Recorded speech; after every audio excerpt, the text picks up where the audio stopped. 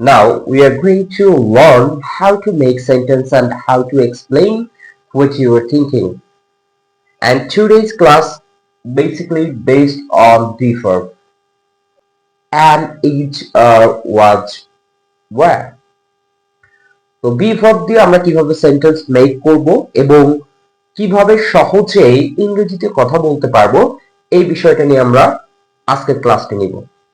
আমরা জানি যে ইংলিশ কথা বলার ক্ষেত্রে আমরা যেহেতু বিগিনিং এবং বিগিনার্স স্টেজে আছি, so that's why you have to follow some rules.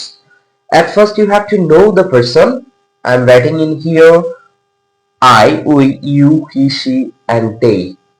These are person and there is verbs am, is, are, was, are, and I'm writing here some object student, Bangladeshi, spoken learner.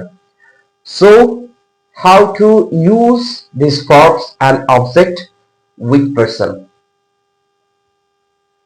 আয়ের সাথে কোন বিভার্বটা ব্যবহার করব সেটা, we এর সাথে কোন be verb ব্যবহার করব এবং এটার অর্থটা কি হবে আমরা ঠিক এভাবে শেখার চেষ্টা করব।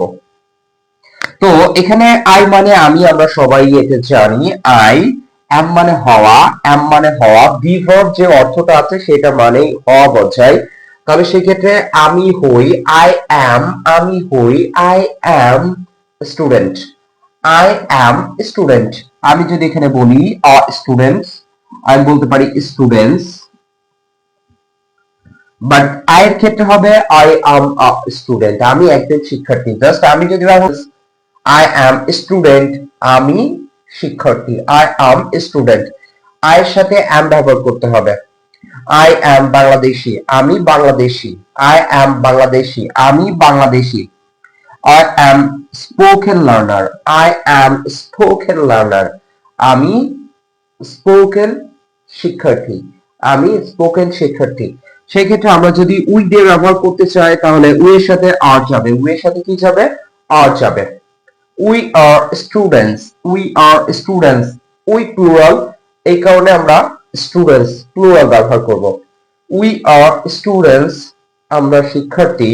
উই আর স্টুডেন্টস, আমরা শিক্ষার্থী। উই আর বাংলাদেশি, আমরা বাংলাদেশি। উই আর বাংলাদেশি, আমরা বাংলাদেশি। এখন ইউ দ্বারা যদি বলতে হয়, ইউ আর গ্রহণ করবে। You are student, you are student. You দ্বারা যদি একজনকে বোঝায় সেই ক্ষেত্রে স্টুডেন্ট হবে, ইউ দ্বারা যদি বহুজনকে বোঝায় সেক্ষেত্রে স্টুডেন্টস হবে। You are student, you are student. আপনি যদি ব্যবহার করতে চান you are a student, you are a student, তুমি বা আপনি একজন শিক্ষার্থী। ইউ আর স্টুডেন্টস, তোমরা শিক্ষার্থী, আপনারা শিক্ষার্থী, এই ক্ষেত্রে স্টুডেন্টস ব্যবহার করতে হবে। এবার আমরা ব্যবহার করতে পারি হি সি, হি সি এর সাথে ইসটা যায়। এই তিনটা কিন্তু প্রেজেন্টের ক্ষেত্রে, ওয়াজ আর পাস্টের ক্ষেত্রে। He she is, he is a student, he is student, he is Bangladeshi, he is spoken learner. She is student, she is Bangladeshi, she is spoken learner. তাহলে আমরা হি সি অর্থ বোঝায় সে, সে বোঝায়, সেটার ক্ষেত্রে প্রেজেন্টে আমরা ইজের সাথে দিব, এরপরে আমরা অবজেক্ট ব্যবহার করব। তাহলে খুব সহজে কিন্তু আমরা সেন্টেন্স মেক করতে পারবো।